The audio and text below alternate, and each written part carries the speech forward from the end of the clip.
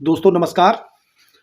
दोस्तों आज का विषय है कि जब आप गन लाइसेंस के लिए अप्लाई करते हैं तो गन लाइसेंस की अप्लाई करने के बाद आपकी जब रिपोर्ट्स लगना शुरू होती हैं, पुलिस वेरिफिकेशन होता है।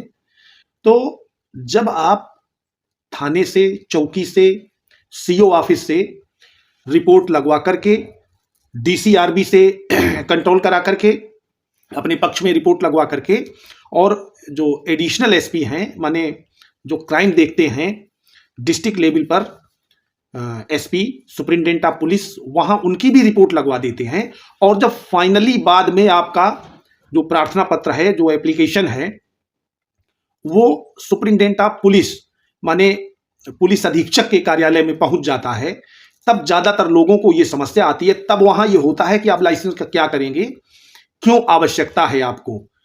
तो दोस्तों, और ज्यादातर उस स्टेज पर एप्लीकेशन पर सिग्नेचर नहीं होते हैं, नॉट ऑब्जेक्शन नहीं लिखा जाता है, और जब एनओसी नहीं मिलती है पुलिस की, तो मजिस्ट्रेट के यहाँ माने जिलाधिकारी के यहाँ फार्म ही नहीं पहुंचता है। और जब तक पुलिस का एनओसी लगा हुआ कंप्लीट, चूंकि दोस्तों हमने इससे पहले जो वीडियो बनाए हैं गन लाइसेंस को लेकर के, उसमें पूरा प्रोसीजर बताया है।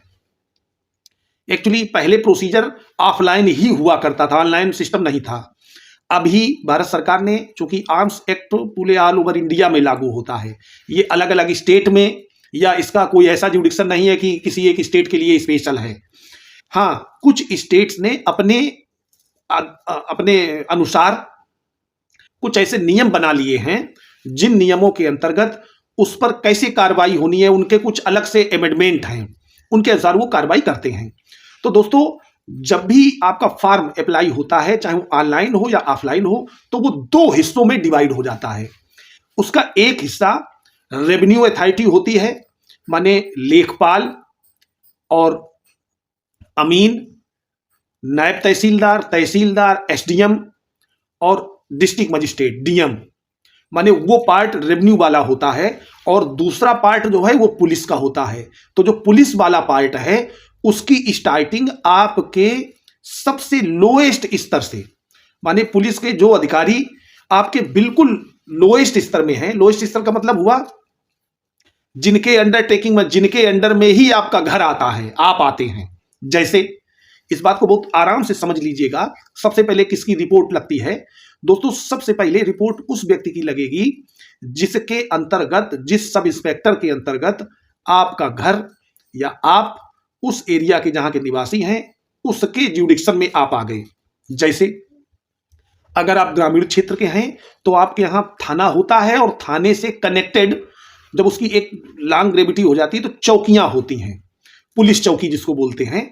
तो अगर आपका गांव किसी थाने की पुलिस चौकी के ज्यूडिक्शन में है, जैसे थाना आपका, मान लीजिए कोई एक थाना है वो लगता है, और आपका गांव देखने के लिए स्पेशल एक चौकी बनी है, तो आपके यहाँ का जो चौकी इंचार्ज है, वहां से आपकी रिपोर्ट लगना शुरू होगी। क्योंकि पुलिस में दोस्तों मुखबिर तंत्र होता है, बहुत सारी व्यवस्थाएं होती, बहुत रजिस्टर होते हैं, बहुत एंट्री रहती हैं। कोई व्यक्ति ऐसा नहीं है उस क्षेत्र का, जिस क्षेत्र में पुलिस थाना है, कि उस व्यक्ति की जानकारी पुलिस को ना हो। अगर पुलिस के उस क्षेत्र में कहीं असामाजिक कार्य हो रहे हैं, माने समाज विरोधी तत्व हैं, गुंडा हैं, मिनी गुंडा हैं, आपके अपराधी हैं, हैबिचुअल ऑफेंडर हैं, माने ऐसे अभ्यस्त अपराधी हैं, माने उनका पूरा रैकेट, जो भी स्थितियां हैं वो पुलिस को पता होती हैं। पुलिस के पास सब भ्रांत लोगों की सूचियां होती हैं। पुलिस के पास उस क्षेत्र में जितने लोगों को लाइसेंस जारी किए गए हैं, उस सम्मानित व्यक्ति की श्रेणी में आते हैं, उनकी पूरी लिस्ट होती है। तो दोस्तों, जब ऐसी कंडीशन पुलिस के पास होती है, तो उनको सबसे पहले प्राइमा फेसाई आपकी जो जांच है, आपके बारे में जो रिपोर्ट कप्तान को दी जानी है, पुलिस कप्तान को, आपके जिले के जो पुलिस अधीक्षक हैं, उनको जो रिपोर्ट जानी है वो उसी सब इंस्पेक्टर से जानी है। वो सब इंस्पेक्टर ही बताएंगे कि आपको लाइसेंस दिया जाए या ना दिया जाए, आपकी समाज में क्या स्थिति है, आप किसी जमीन पर कब्जा किए हैं, चुनाव में आपकी क्या सहभागिता है, ऐसा नहीं चुनाव के समय आप दंगा करते हो, परिवार नियोजन की आपकी क्या स्थिति है, आपकी आर्थिक स्थिति क्या है, आपको खतरा किससे है, आपको आपकी जो भी पृष्ठभूमि है, जो भी आपकी कंडीशन है, उस कंडीशन के बारे में टोटल जो भी जानकारी दी जाएगी वो आपके शुरुआती जो उपनिरीक्षक स्तर का अधिकारी होगा वो देगा। अगर आप किसी थाना मेट्रोपॉलिटन शहर में रहते हैं या किसी नगर पंचायत में रहते हैं, तो आपके जहां आप रहते हैं उस जगह का कोई हल्का इंचार्ज होता है, जिसको कस्बा इंचार्ज कहते हैं। अगर आप कमिश्नरेट प्रणाली में रहते हैं, तो कमिश्नरेट प्रणाली में भी आपके सर्किल का जो भी आप जिस जगह रहते हैं वहां का जो सबसे निचले स्तर का उपनिरीक्षक होगा वो रिपोर्ट लगाएगा।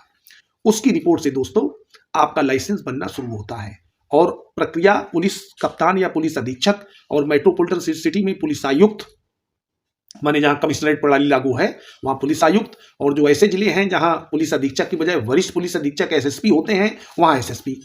तो इनकी रिपोर्ट, जैसे आपका फॉर्म पहुंच गया और काफी एक अरसा दराज हो गया, माने जैसे 2 महीने हो गए, 4 महीने हो गए, 6 महीने हो गए, आप जाते हैं और आपसे कह दिया जाता है कि अभी आप बाद में आइएगा, बाद में पता करिएगा, कोई आपको जानकारी नहीं दी जा रही है। तो ऐसी स्थिति में आप अपनी रिपोर्ट अपने फेवर में कैसे लगवा करके फाइल को आगे कैसे एक्सटेंड करें, कैसे बढ़ाएं उसको आगे, आज चर्चा इस विषय पर थी। तो दोस्तों इस संबंध में मैं बताना चाहूंगा, क्योंकि जब कोई काम आपका नहीं हो रहा है, आप दौड़ रहे हैं, रोज जा रहे हैं, वापस आ जाते हैं, शाम को 1500 रुपए खर्च करके पूरे दिन गए, मिले लोगों से, चाय नाश्ता खर्चा पानी दुनिया भर का खर्च होता है, ये तो सभी जानते हैं। तो उस कंडीशन में आप एक आरटीआई माने राइट टू इंफॉर्मेशन एक्ट के अंतर्गत एक प्रार्थना पत्र पुलिस अधीक्षक को ही दें कि हमने फला फला नंबर का, अगर आपने ऑनलाइन किया है तो ऑनलाइन अप्लाई का एक नंबर मिलता है, हमने फला फला नंबर का शस्त्र अधिनियम के अंतर्गत अनुज्ञप्ति या लाइसेंस प्राप्त करने का आवेदन दाखिल किया था। जो आवेदन ऑनलाइन फला फला अधिकारी के पास, जैसे पुलिस अधीक्षक के पास है या सर्किल ऑफिसर के पास है, माने सीओ, या पुलिस उप निरीक्षक है कोई थाने में, कहीं जहां पर है उस व्यक्ति के पास दिखा रहा है, और हमारा फॉर्म आगे अग्रसारित क्यों नहीं हुआ, किस व्यक्ति की कमी रह गई, क्या कारण रहा, ये कारण पूछ लें तो बता देंगे अभी पेंडिंग है।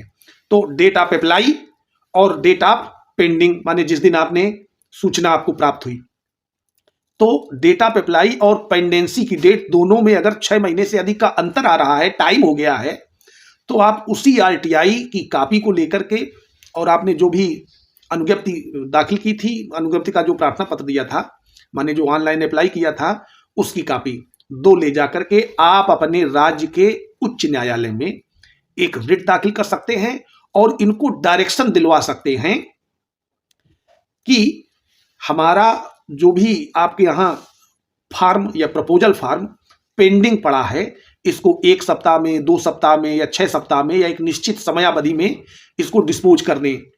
तो दोस्तों हाई कोर्ट का जब आप ऑर्डर लेकर के और वहां देंगे, उनको बाई कोरियर से भेजेंगे, बाई डाक भेजेंगे या फिजिकली जाकर के देंगे, उसका बहुत बड़ा प्रभाव होता है।